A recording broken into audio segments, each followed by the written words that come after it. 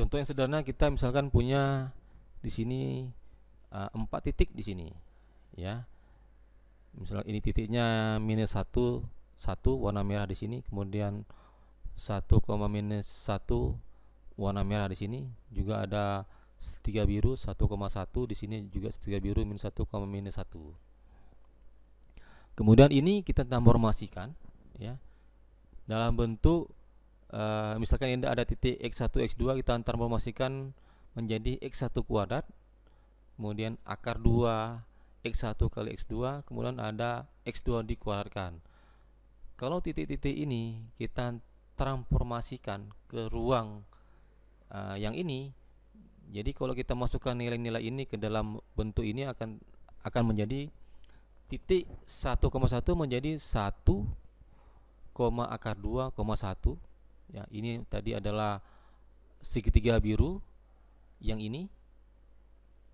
Berikutnya untuk titik segitiga biru yang negatif 1, negatif 1 akan menjadi 1 akar 2,1, dan seterusnya sampai dengan titik warna merah yang ini, ya, negatif 1,1 ditransformasikan menjadi 1, negatif akar 2,1. Kemudian kalau kita gambarkan titik-titik ini, ya, dalam bentuk yang dimensi lain, misalkan di sini yang dimensi 3, akan bentuk seperti ini dia.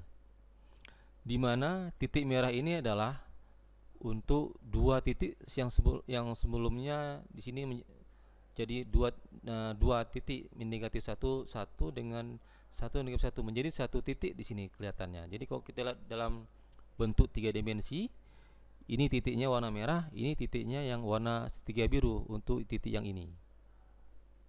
Jadi sebenarnya untuk memisahkan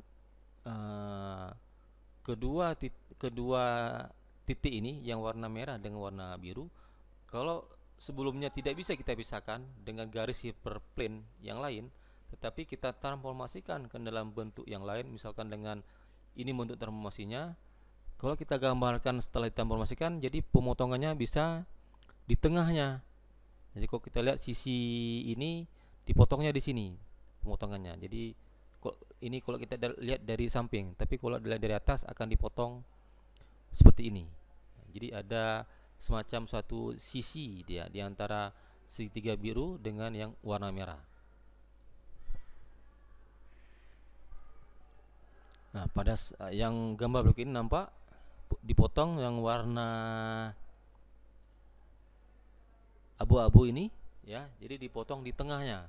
Jadi bisa memotong di antara titik warna merah dengan titik yang warna segitiga biru.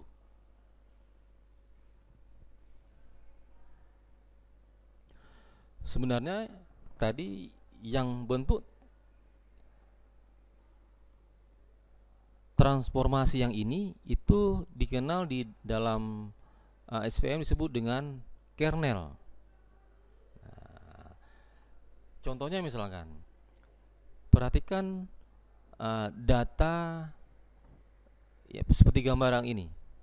Bagaimana kita memisahkan, ya, data ini secara benar.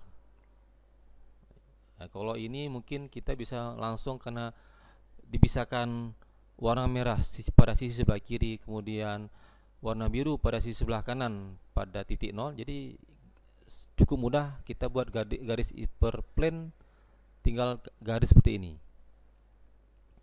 Nah, tetapi bagaimana kalau ada titik pada suatu garis bentuknya seperti ini? Di sini ada 4 titik warna merah, di sini ada warna biru, di sini juga ada warna merah pada sisi kanan warna biru. Nah, ini kalau kita pisahkan dengan garis hyperplane tidak akan mungkin.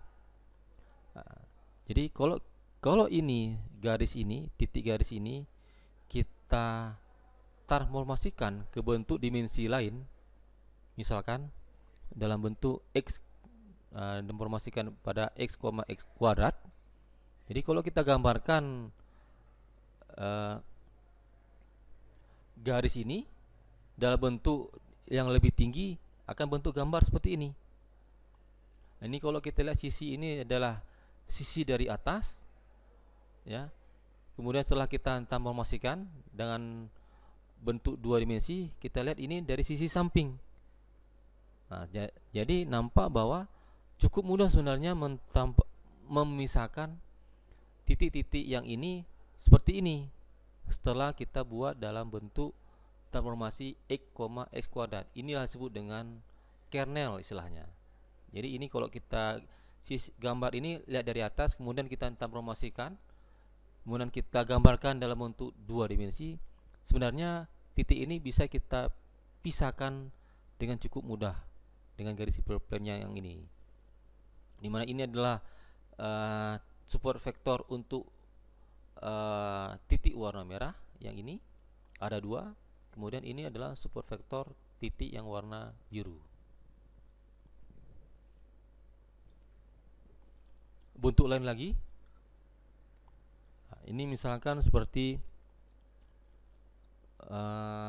memisahkan dua titik yang ini warna merah di tengah-tengah, dan di sekitarnya ada titik yang warna biru.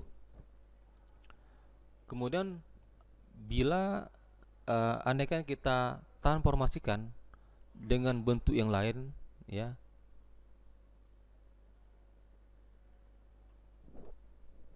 contoh lain lagi, misalkan kita punya data warna merah yang di tengah dengan di sekitarnya ada warna biru. Kalau ini kita transformasikan misalkan x ke dalam pi besar x, ya. Jadi gambar ini sebenarnya kalau dibuat dalam bentuk tiga dimensi dengan suatu transformasi x ke pi besar x, jadi garis hiperplane untuk data ini bisa kita buat sebenarnya di tengah-tengah di antara garis warna merah sama titik warna merah dan titik warna biru. Jadi kalau ini kita lihat dari atas, setelah kita transformasikan kemudian kita putar sedikit mungkin dalam bentuk tiga dimensi, akan nampak bahwa sebenarnya warna biru yang ini adalah berada di atas dari titik yang warna merah.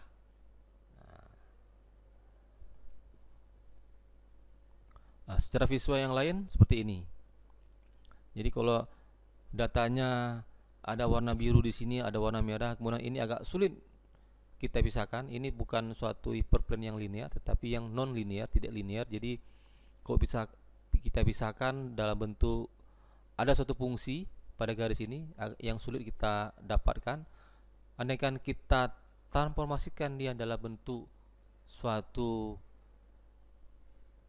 pi besar, ya, bentuknya kalau dalam bentuk ruang space yang lain, di sini mungkin ruang space 3, dimensi 3, sebenarnya titik-titik ini adalah dapat kita buat garis hiperplane yang linear di sini setelah kita transformasikan dalam bentuk pi.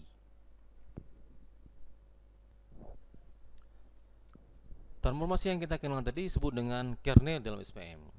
Dalam SPM ada beberapa fungsi kernel yang sering digunakan. Di antaranya adalah linear kernel yang ini, kemudian ada polynomial kernel, kemudian ada kernel RBF atau radial basis function. Kemudian ada yang berikutnya sigmoid kernel. Masing-masing kernel ini dipakai berdasarkan bentuk dari data. Menurut Karazoglu ini, ya, pada tahun 2006 dari jurnal Statistical Software, support judulnya Super Vector Machine in R, Gaussian, ya, dan Laplace, ya, kernel atau RBF tadi ini itu bisa digunakan pada data-data yang belum kita ketahui sebelumnya. Atau secara umumnya RBF ini dipilih pada saat atribut atau peubah-ubah dari data tersebut dengan kelasnya itu yang tidak linear. Itu yang biasa digunakan untuk yang kernel RBF ini. Sedangkan yang linear kernel ini biasa digunakan untuk data vektor yang besar. Sedangkan polinomial biasa digunakan untuk data yang image processing.